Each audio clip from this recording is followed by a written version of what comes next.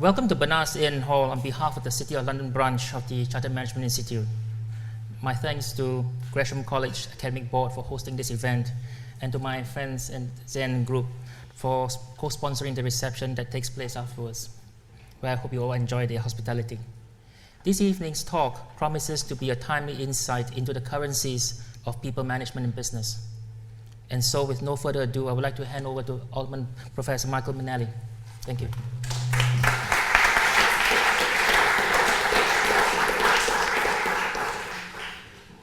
Good evening, ladies and gentlemen, and may I also extend a warm welcome to Gresham College for all of you, and a thanks to Chris So, and a welcome as well to my fellow members of the Chartered Management Institute and Institute of Consulting.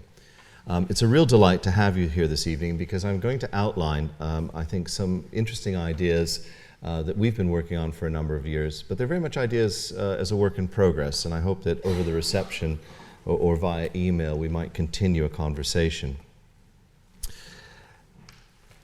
John Paul Getty advised us that money isn't everything, but it sure keeps you in touch with your children. Tonight, we will range widely, but I hope to show you that thinking about money as a metaphor can keep you in touch with your organization. Back in the 16th century, new learning at Gresham College and elsewhere led to natural philosophy and in turn the Enlightenment of the 17th and 18th centuries. The Enlightenment was a cultural movement of intellectuals challenging dogmatic ideas, advancing knowledge using the scientific method, and reforming society through reason. During the Enlightenment, we see the formation of an agreed body of knowledge and a process for improving it, which we call science. Science can be described as a continuous process of deciding what we know. Now, science affected managers quite early on. Just think of the Industrial Revolution. And it began to affect management thinking strongly in the 18th and 19th century. Here I would include names like Smith, Marx, or Bentham. These are not perhaps part of the traditional canon of organizational theorists that come to mind, but clearly management theory comes into its own in the early 20th century. And as we look over the past century of management thinking, we see some very strong themes to do with science and mechanization. From Frederick Taylor and Max Weber through to today, mechanization and the scientific method influenced management theory. And there was influence in practice as well, ranging from Henry Ford through post-war industrial restructuring or the growth of multinationals. The mechanistic paradigm has had a strong following. Yet we also see biological and ecological paradigms influencing the analysis of organizations. Cybernetics, informatics, and decision theory have had their moments in the sun. Culture and organizational change schools have been very popular since the 1970s. Chaos and complexity theories have enriched our studies. And psychology and behavioral analysis from Freud onwards have made us look at the rats caught up in racing the machines. Organizations are continuously seeking answers to some basic questions. Where are we now? Where do we want to go? And how are we going to get there? These answers are often wrapped up in a story. We will remain the leading manufacturer of XYZ because we constantly focus on research and innovation. Stories are important tools for motivation. We apply a scientific or pseudoscientific approach to the answers. We create falsifiable hypotheses. A basic assumption such as we are a leading research and innovation manufacturer needs to be tested through competitive analysis, patent registration numbers, product reviews, and ultimately success or failure. We use hypotheses constantly as we make decisions and measure success.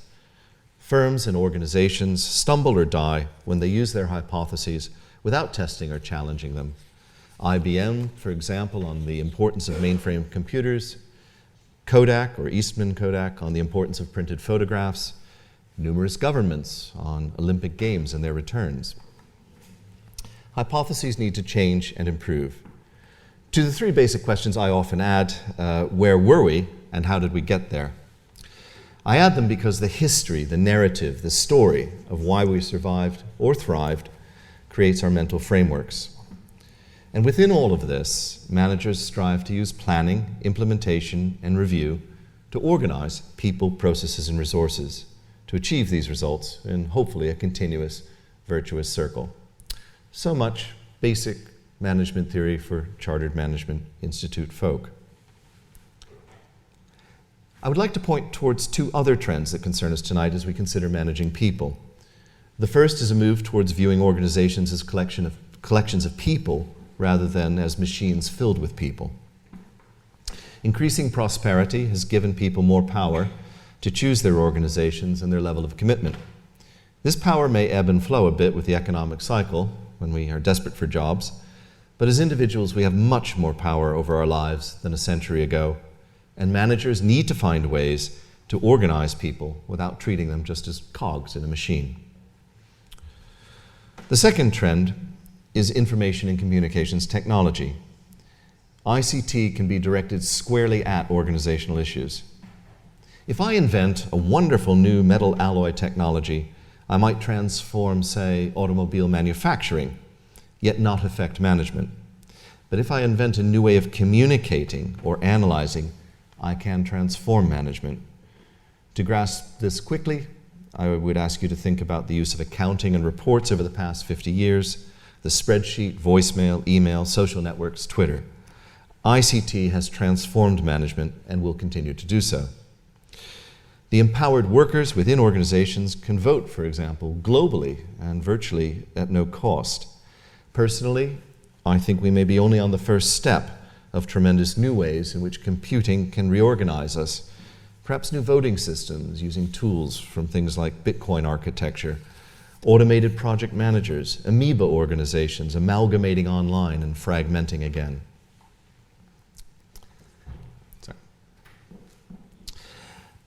Back in 1997, my sister was studying organizational change and recommended a book that captivated me, Images of Organization by Gareth Morgan. The conceit behind the book was that there were numerous definitive metaphors for organizations, and Professor Morgan took each one of them seriously. The primary metaphors he explored were organizations as machines, organisms, brains, cultures, political systems, psychic prisons, flux and transformation, instruments of domination. It was tough to choose the final picture. I found the book wonderful because Professor Morgan makes people realize that organizations can be analyzed using numerous metaphors. I wasn't quite sure I agreed with him, making psychic prisons one of the top 8, trapped in our own ideas and processes, such as minimizing risk. And then I consider an insurance broker I know well, and I think he's right to have psychic prisons as a primary metaphor. The anxiety and shadows in the insurance broker are so large that simple exploratory meetings with them often result in a colleague and I facing off against 9 of them, 3 of whom are lawyers, 2 compliance experts, 1 a boss, 2 note takers, though they never produce so much as a memo, and then finally 1 person who, I am assured, might know what they're doing. So the psychic prisons do exist. Now, when Christopher So asked me to consider providing a Gresham lecture on his birthday, happy birthday, in conjunction with the CMI, I thought that this might provide an excellent opportunity for me to put forward my thoughts on a new way to consider management using a 9th metaphor. The 9th metaphor is organizations as communities of currencies. My instinctive thoughts on organizational theory tend to revolve around the scientific method, risk-reward analysis, measurement, and the importance of stories. Ian Harris and I, in our book, The Price of Fish, dealt with wicked problems at the global level, but organizations have wicked problems too. And given our proclivities, we stressed 4 streams of knowledge. Knowledge, choice, economics, systems, and evolution. And we suggested 4 generic methods for solving wicked problems: market standards and policies, etc., with fish as an example. Now, at national and global levels, we have evolved currency systems, though, that help us perform amazing feats. Currency systems are tools that bring bread to our tables, shape our retirement, fuel our economy, often with no or minimal central control. We rely on currencies as tools to organize our economies. Organizations have their own wicked problems. How do we bring out new products in rapidly evolving situations? What should we do with the National Health Service? What education best equips people for the future? can organizations use currencies too? I start from the premise that a good or great manager is always working out how to make a holistic system function better. And tonight's thesis is that managers can learn a lot by considering analogies with monetary policy, as well as import tools and techniques from monetary policy to become better managers. Communities that need to trade obligations at scale often create currencies.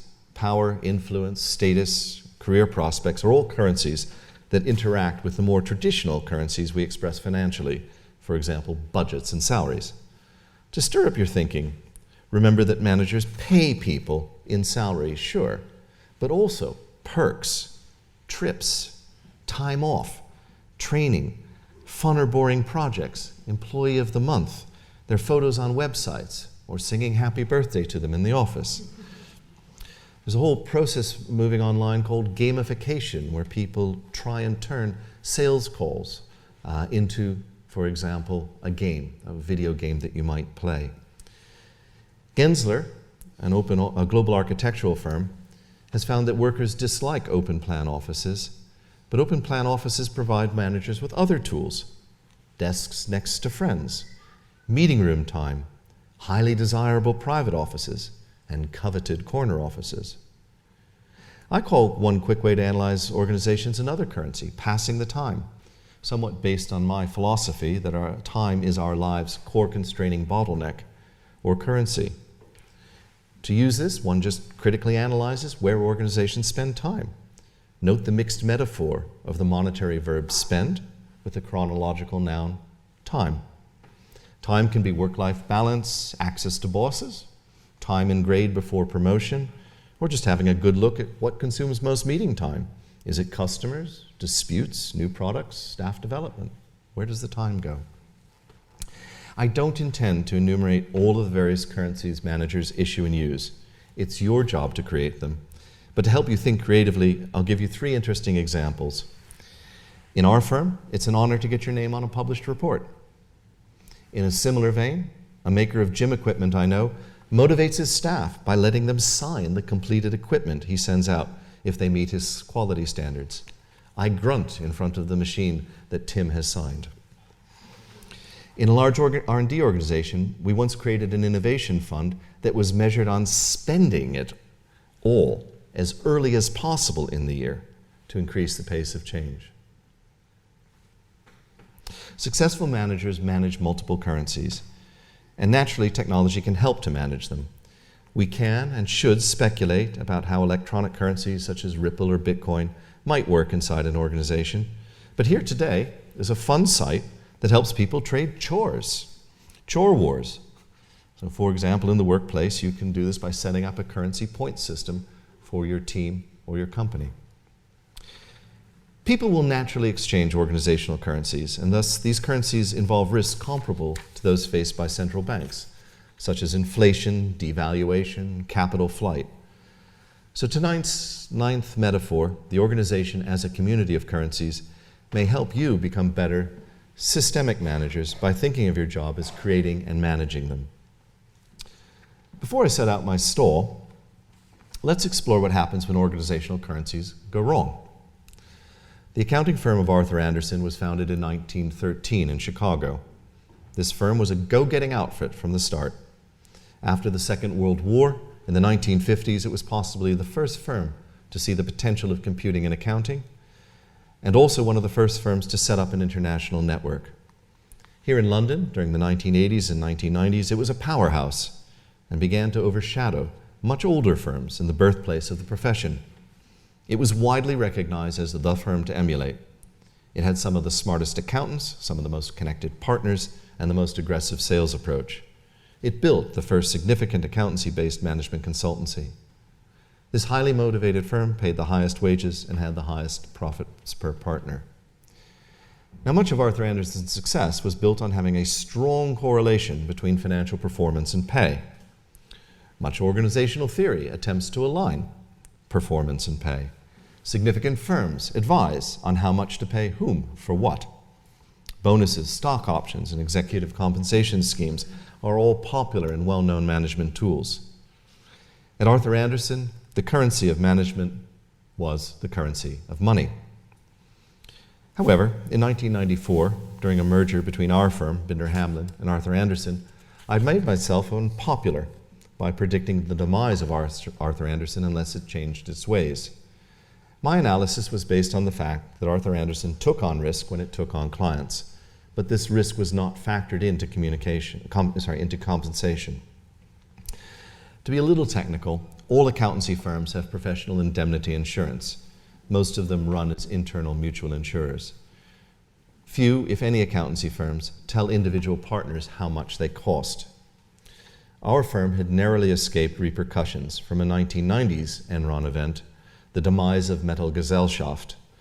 Metal-Gesellschaft AG, to remind you, was formerly one of Germany's largest industrial conglomerates with over 20,000 employees and turnover exceeding US $10 billion. But in 1993, Metal-Gesellschaft lost $1.3 billion speculating in the oil futures markets, when losing $1.3 billion was life-threatening.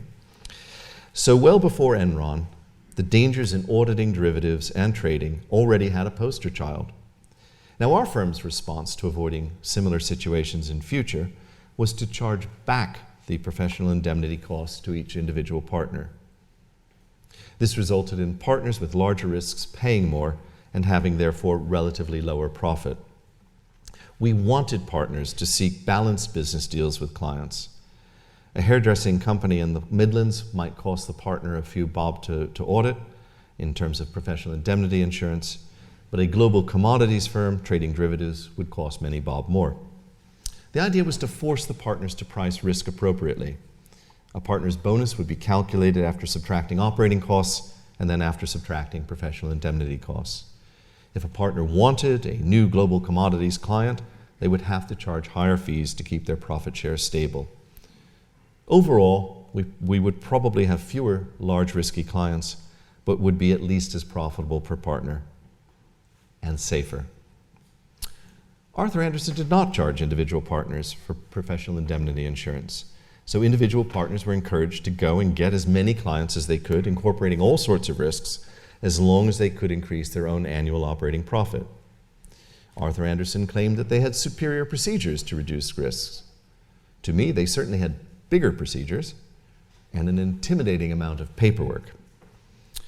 Given their procedures, I was, in effect, told the partners could not make mistakes. So aligning partners' motivations with risk incurred was unnecessary. Of course, with so much paperwork was bypassed, and the firm had less of an idea what was going on, and what idea it did have was distorted. I will not claim that charging professional indemnity back to partners, as we had only just begun to do ourselves, would have avoided Enron or other failures, nor has charging back professional indemnity per partner become common among the remaining Big Four firms, despite their numerous failures since 2000. Further, you could argue that Arthur Andersen was equally failing to price long-term risk properly, and I would agree with that argument. But focusing on just profit as the currency led to a risky culture. For another example, I turned to a firm that amazed me when I encountered it in the late 1980s. CMG was an Anglo-Dutch IT consulting firm which lasted from 1969 to 2002. CMG was famously egalitarian. Everyone ate lunch together daily in the kitchen. People, unusually for the time, addressed each other instantly by their first names. The firm was not, however, egalitarian about salaries.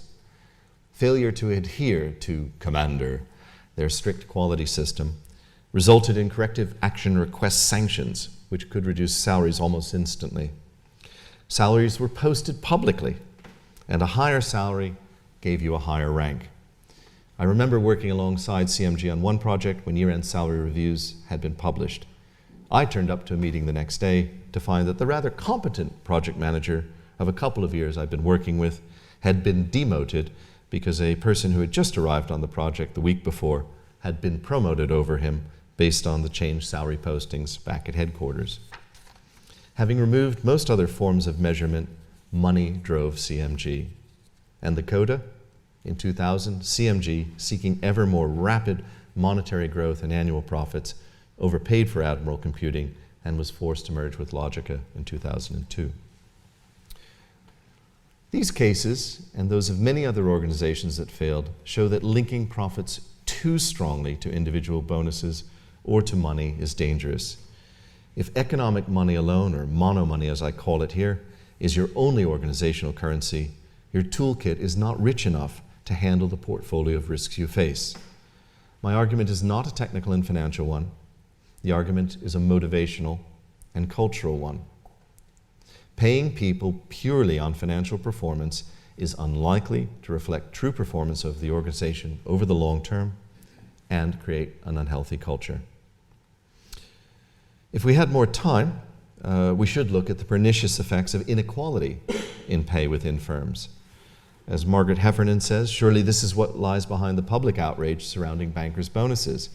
It is not just envy or fury at the increasing gap between rich and poor, but an implicit understanding that the more money an individual earns, the less engaged he or she becomes in the general welfare of the nation. And I would contend, the less engaged he or she becomes in the general welfare of the organization. We need to create a richer system of currencies when we manage. Not everything can be priced into a single form of money, a point we shall return to later. But money binds a firm and helps us comprehend a hermeneutic circle of value. Hermeneutic being that one's understanding of the whole is established by reference to the individual parts, while one's understanding of each individual part requires reference to the whole. As with any tool, we need to understand money in order to use it properly. So let's define three terms tonight: currency, money, and community. I'll begin with community. And I think this is important. Organizations are made of people. Communities are made of people. As managers, we are managing sets of communities with subsets of communities within them towards goals. And if we want to talk about people and communities, who better to ask than anthropologists?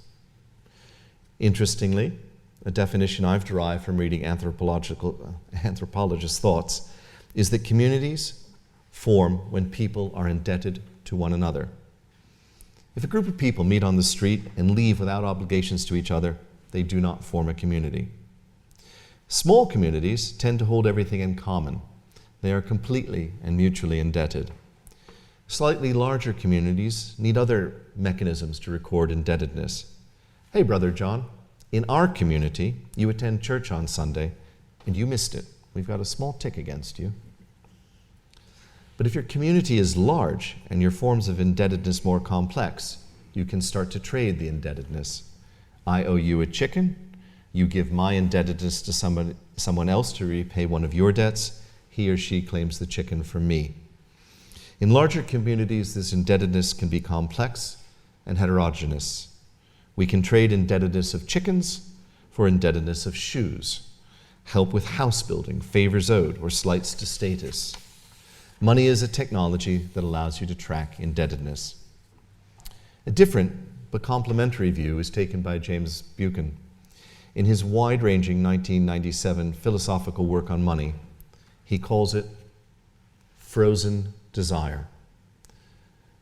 Now, the ultimate backing of money is therefore its ability to extinguish debts in the future, and the depth and distribution of these debt obligations are what give money value.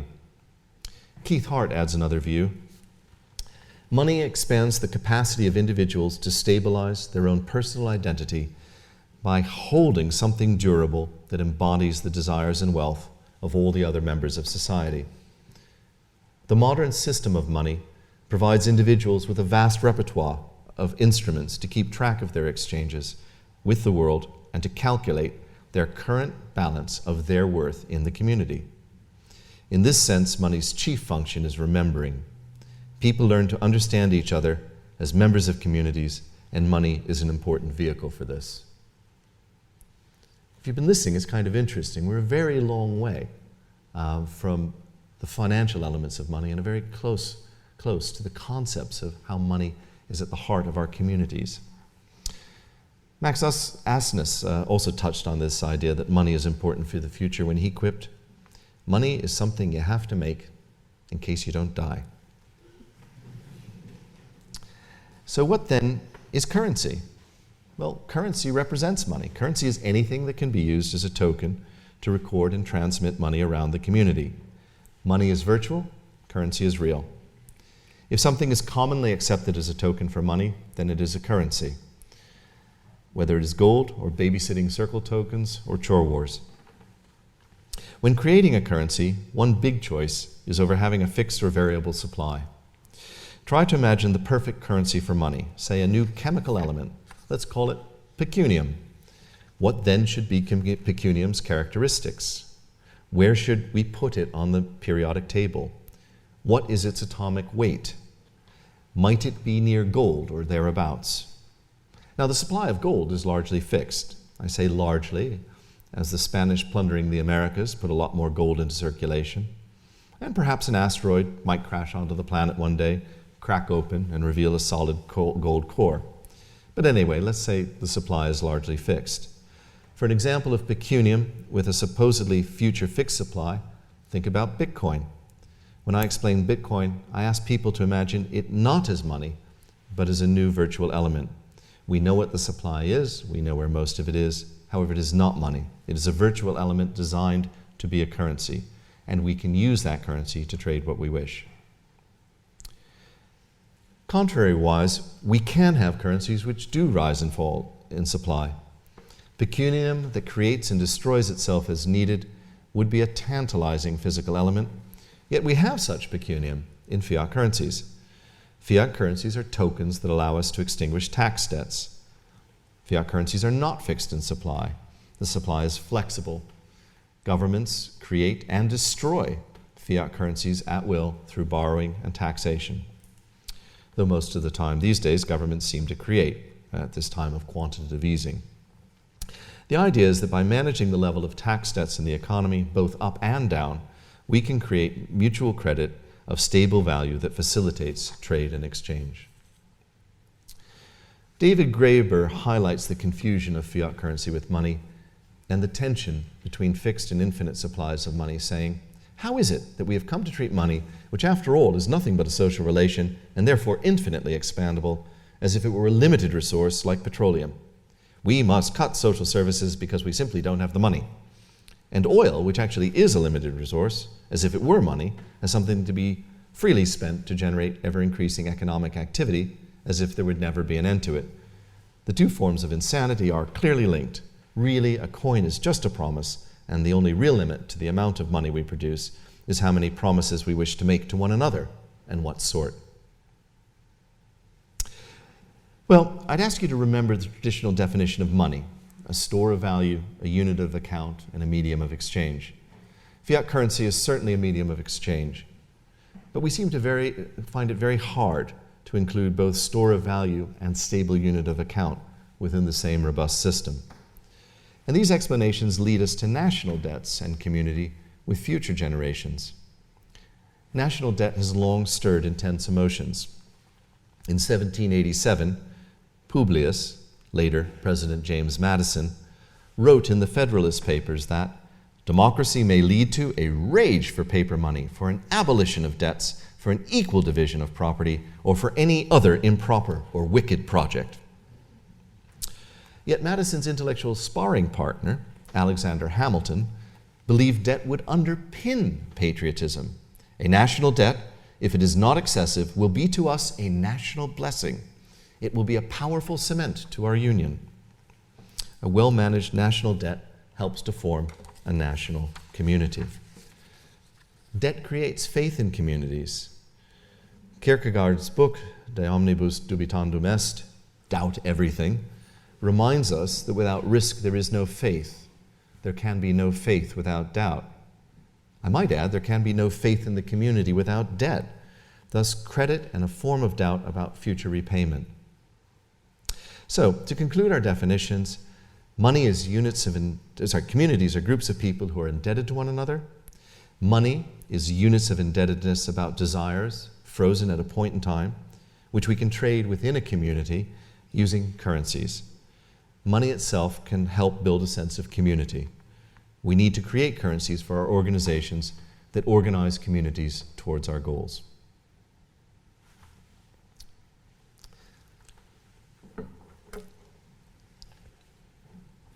Well, how might we do that? Here's an intriguing idea that we worked on back in 2010, chair miles. Now, offer a typical middle manager an out-of-town or overseas trip, and within certain limits, he or she will jump at it. I say within certain limits. Yes, a few try and reduce their carbon footprint. A few have serious at-home time deficits. A few are so shattered with traveling that they won't stop and think, could there be another way? But the vast majority leap at a diverting travel opportunity and luxuriating in a hotel spa. The pleasure and prestige of travel impedes low-carbon targets.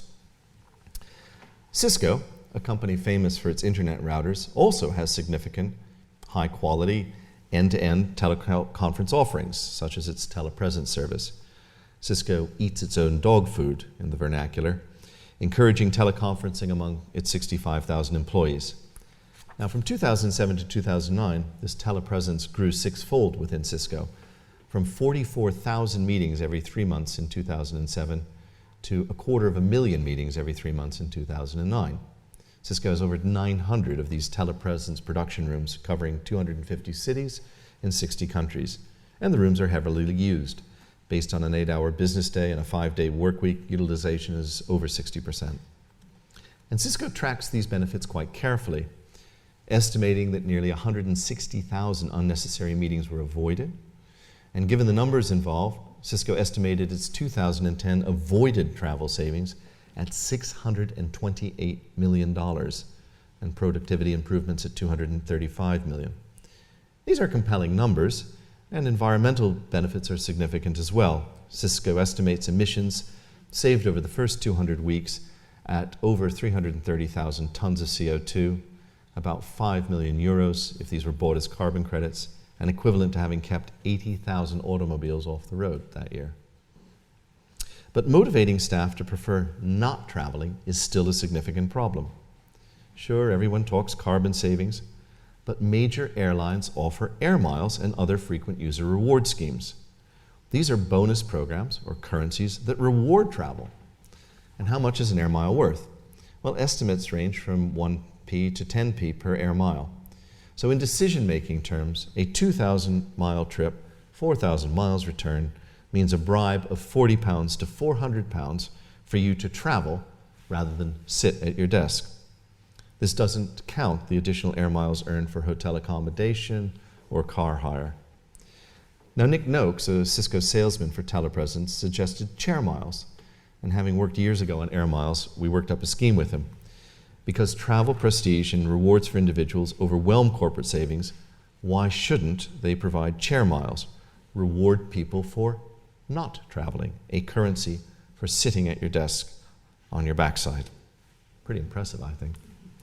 Now, chair miles in major corporations would be a formal program to put air miles and chair miles on an equal footing. Corporations would reward individuals for staying put at somewhere comparable to air mile rates, for example, perhaps 5p per mile avoided. There are a number of ways they could be implemented. Two methods worth mentioning include mile credits, where people are given chair miles for every meeting they hold by teleconferencing based on distance. You can see a problem. People would possibly be motivated to hold useless meetings to gain points. But wait, don't they also gain points for useless travel? Still, this approach would need some refinement. For example, avoiding teleconferencing when a simple phone call would suffice. And another approach might be relative credits, where people are given chair miles for changing their behavior such that their travel requirements are lower than some baseline or benchmark, say the average in their organization or amongst their colleagues. And how much might a chair mile be worth? Well, we did some calculations. We started looking at CO2 and came up with some numbers. They were a bit higher in 2010. You're probably aware the carbon markets have crashed a bit, but they'd still be worth about £3 to £5 for that same 4,000-mile round trip. For savvy corporate, you could raise this price by taking into account the likely productivity losses of travel time, the cost of making travel arrangements and booking them, additional travel risks and insurances, etc. Well, what to do about chair miles? Well, we think that forward-looking corporations might want to rethink their internal reward mechanisms and consider them. And ultimately, as you can see, this belief leads you to new ways of managing. Corporations that seek some fundamental behavioral change, as CMI members do, have to address what's in it for their employees. And I think that new currencies can be an integral part of this. We already have a number of multi-company and multi-organization systems, from the air miles I mentioned earlier, to the ubiquitous Oyster card, now trying to spread from its transport for London base. We have M-Pesa and phone time in Africa. And there are proposals out there for things such as shipping miles to bind together a major shipping company's community, or paying retirees the grey pound in future heating or energy for investing in energy projects today. We see a lot of initiatives for new currencies among multiple parties that new technology enables. Now, this is not all dreamy, rosy, pink, cloudy, fluffy stuff about communities. There are coercive communities. Much of our confusion about defining money results from national indebtedness and nation states issuing fiat currencies. The pound, the dollar, or the yen are all currencies which we can use to extinguish future tax debts to the governments which issued or imposed them on us. We belong to the national community largely through the currency of our tax debts in a coercive or semi-coercive way. To be a nation, you must defend the integrity of your national boundary. This gives you opportunities to impose taxation, in effect creating a semi-coercive community. If you don't believe me, ring up Her Majesty's Revenue and Customs tonight and say, you just don't feel British this year. You'd like to forego paying your taxes for a little bit. You'll give them a ring when you feel like restarting your tax payments. In that case, you will rapidly join a new community with a penchant for porridge at breakfast and a tasteful, minimalist style of bare walls and iron curtains. The pounds in our pockets are valuable because people with whom we wish to trade in proximity also have tax debts looming, or know people who have tax debts looming, thus they have value. Or they are worthless. If you go over the channel and try to use your pounds to pay, you'll get a Gallic shrug. Mais non, he's worthless. I do not need to pay this English government. Well, perhaps that is the stick, but where's the carrot? It may seem a bit facile to ask, can money motivate people? But I raise it to remind you that motivation is core to our arguments as managers. L'argent mène le monde par le bout du nez, même s'il n'a pas d'odeur. Money leads the world by the nose, even though it has no smell, as Auteur said. Now, Daniel Kahneman, the Nobel Prize-winning psychologist, provides a ringing endorsement of money as a motivational tool. And I quote at some length, "Except for the very poor for whom income coincides with survival, the main motivators of money seeking are not necessarily economic. For the billionaire looking for the extra billion, and indeed for the participant in an experimental economics project looking for the extra dollar, money is a proxy for points on a scale of self-regard and achievement. These rewards and punishments, promises and threats, are all in our heads. We carefully keep score of them. They shape our preferences and motivate our actions, like the incentives provided in the social environment. The ultimate currency that rewards or punishes is often emotional, a form of mental self-dealing that inevitably creates conflicts of interest when the individual acts as an agent on behalf of an organization." So, the argument so far is that organizations are communities, money can strengthen communities, money motivates, we manage money through the tool of a currency. There are far too many types of indebtedness to have a monetary system for each. In fact, one function of money is to help us transform one type of indebtedness into another, to simplify tracking transactions and indebtedness. We spoke of chickens and shoes earlier, so too, I owe you a dinner, so I pay for your theater ticket, might be another example. Money helps us make decisions. Kahneman gives a great example of how money helps us analyze our embedded desires using two stories. He quickly demonstrates how using money helps us make our decisions more rational. Story 1. A woman has bought two $80 tickets to the theater. When she arrives at the theater, she opens her wallet and discovers that the tickets are missing. Will she buy 2 more tickets to see the play? Could I have a show of hands for those who think that she will buy 2 more tickets? Thank you. Story 2. A woman goes to the theater intending to buy 2 tickets that cost $80 each. She arrives at the theater, opens her wallet, and discovers to her dismay that the $160 with which she was going to make the purchase is missing. She could use her credit card. Will she buy the tickets? Show of hands? Thank God. Most respondents believe that the woman in the first story will go home without seeing the show if she's lost the tickets, and most believe, as you did tonight, that she will charge tickets for the show if she has lost the money. The version in which cash was lost leads to more reasonable decisions. According to Kahneman, it is a better frame because the loss, even if tickets were lost, is sunk, and sunk costs should be ignored. History is irrelevant, and the only issue that matters is the set of options the theater patron has now and their likely consequences.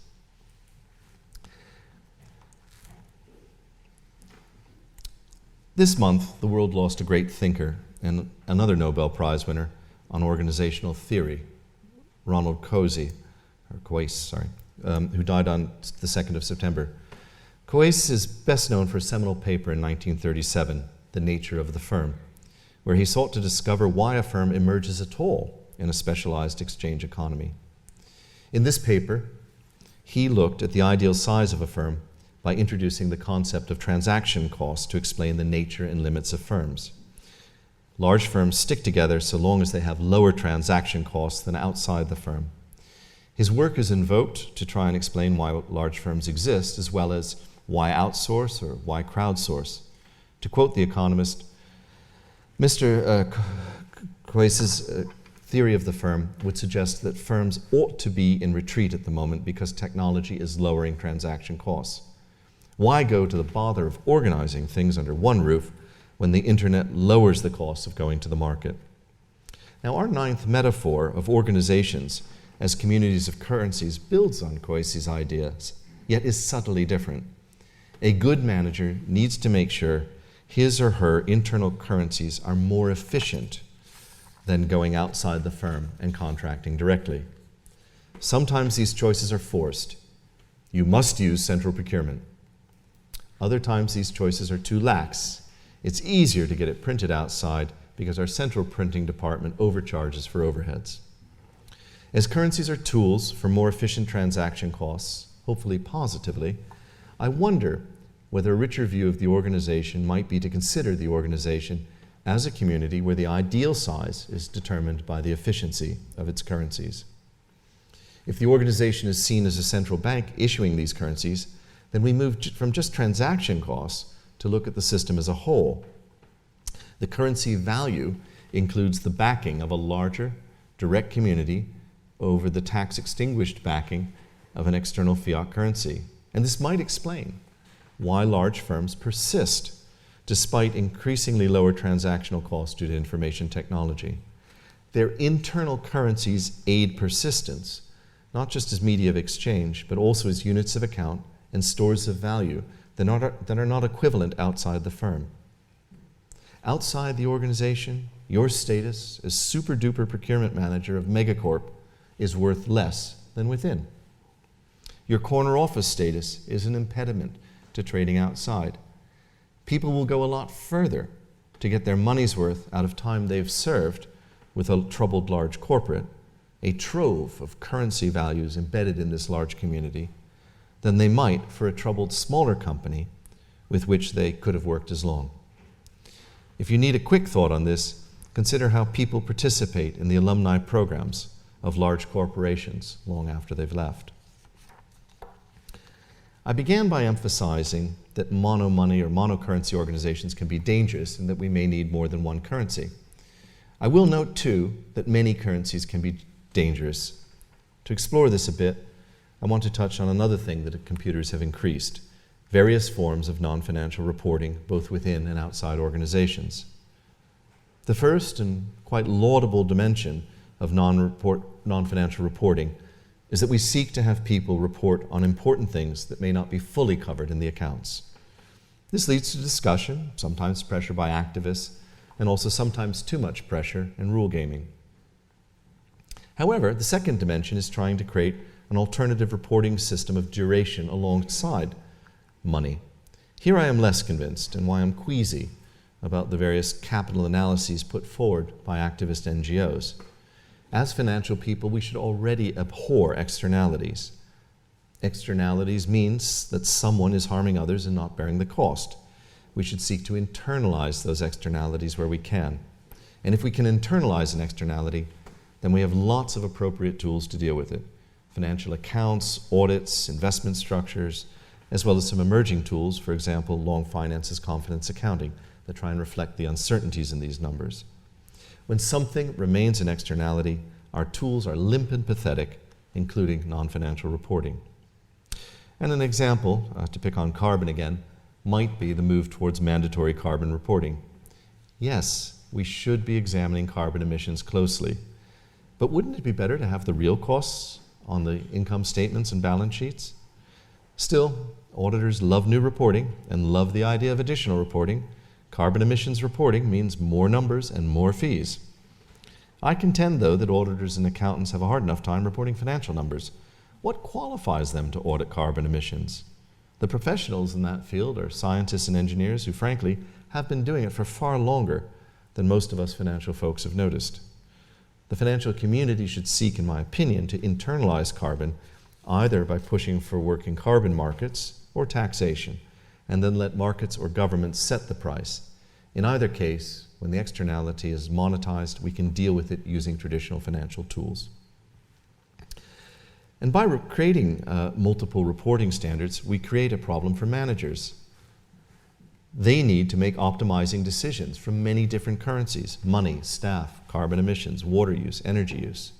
I'd like you to consider the annual appraisal of two managers, both working in the same organization: Goody Two-Shoes and Cruella Evil. Goody Two-Shoes. Well, I realize you're looking forward to our e-commerce system rolling out any time now, as it is 12 months behind schedule. But we should really look at the bigger picture. All staff are highly motivated. Human Resources tells us so. Training schedules are fully met. Staff have been on appropriate sensitivity courses, and the entire division has achieved several kite marks for excellent management. I'm particularly pleased at our compliance with recent corporate work-lifestyle balance initiatives. It's all been hard work. Despite our complete lack of any profit whatsoever, I'm looking forward to a cracking bonus.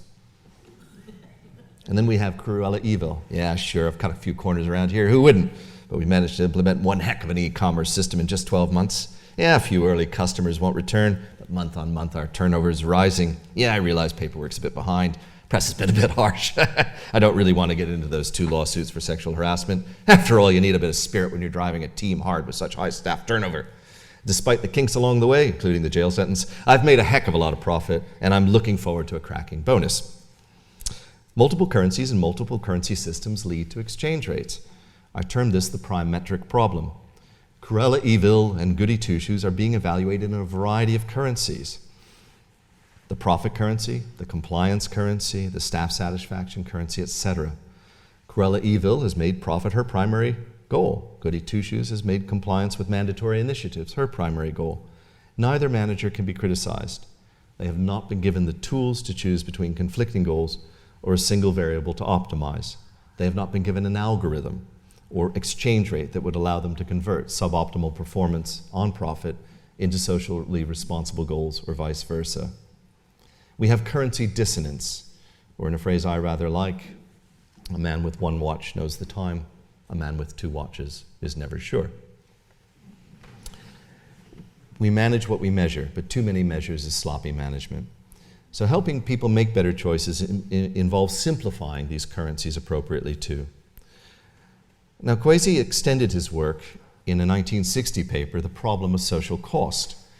There he explained how defining property rights helps to overcome externalities. The Coase theorem holds that regardless of the initial allocation of property, when people can trade an externality without costs, then bargaining will lead to an economically efficient result. If we can internalize what we want to manage, then currencies can handle it. But we need to balance monocurrencies against unmanageable complexity. Now, some of you might argue I'm for internalizing the world and selling it. Not really. I just contend that those bits of the world over which we want our economic organizations to hold sway need to be internalized to the economic system as best we can.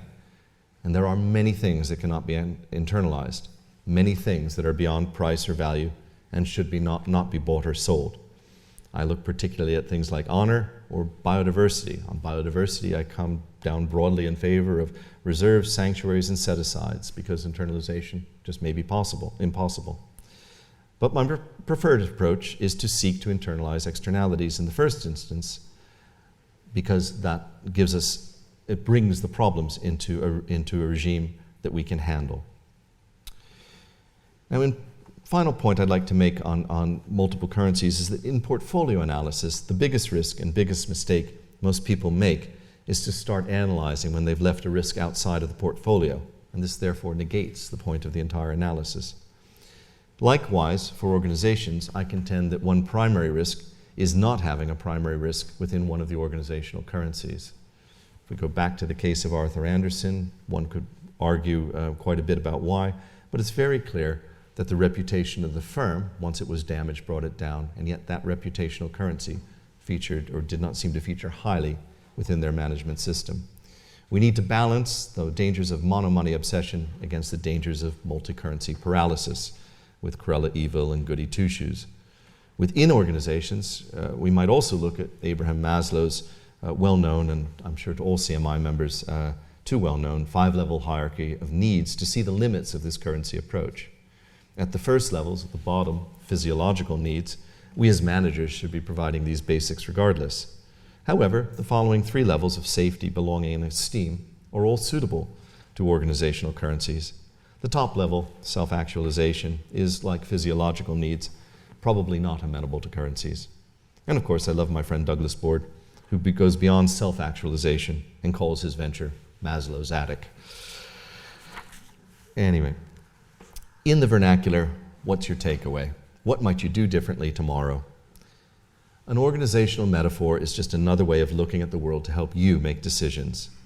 This 9th metaphor of organization as a community of currencies implies that, first, you have to move beyond focusing too much on cash. Second, you have to create appropriate currencies to achieve your goals without overdoing it. Third, you have to manage a complex system of anthropological currencies. And where might you look for inspiration? Well, I'd suggest that the basic functions of a central bank may be appropriate for modern managers looking to manage the complex systems of modern organizations. I've simplified, perhaps oversimplified, a central bank's core functions as creating, coming up with the currency idea in the first place, from using the debts of sovereigns to create national monies, to creating a currency for workplace chores. Second thing would be supplying, working out the system which will manage credits and debits in the community, from a simple chit system to a complex online currency with accounts, and managing the extent of inequality. Protecting it, avoiding a devalued currency, which often conflicts with a desire for oversupply, including such things as counterfeiting, to looking for long-term stable values, and being the banker of last resort. The fourth area is exchanging, ensuring that relative value is controlled and that there is sufficient liquidity without too much gaming of the currency, as well as arbitrating conflicts and redesigning dissonant currencies. And lastly, fifthly, informing, creating faith in the overall system and providing information to help people make better decisions based on the money supply. Professor Morgan notes that any metaphor is both a way of seeing and a distortion. We have to accept that any theory or perspective that we bring to the study of organization and management, while capable of creating valuable insights, is also incomplete, biased, and potentially misleading. No single theory will ever give us a perfect, all-purpose point of view. Still, I think that organizations as communities of currencies is worth further exploration, and with a bit more work by UCMI members and other organizational theorists, perhaps it could join Morgan's 8 other core metaphors. I'll conclude with a quote from Simon Carr, a journalist for The Independent, writing at one peak of the financial crises back in January 2009.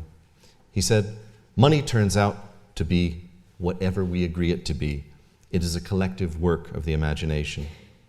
And that is our job as managers, to use our imagination to create currencies that fire the imaginations and success within our organizations. I hope that tonight's metaphor, organizations as communities of currencies, helps you understand your role better and do a better job at managing. Thank you.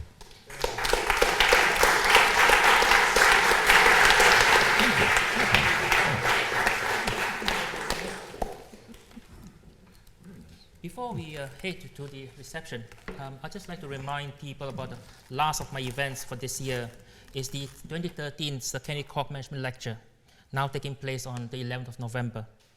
No doubt our keynote speaker, former Eurostar chair, and now HS2 director Richard Brown will touch on the current high-speed rail debate as he discusses the importance of sustainable transport for business growth.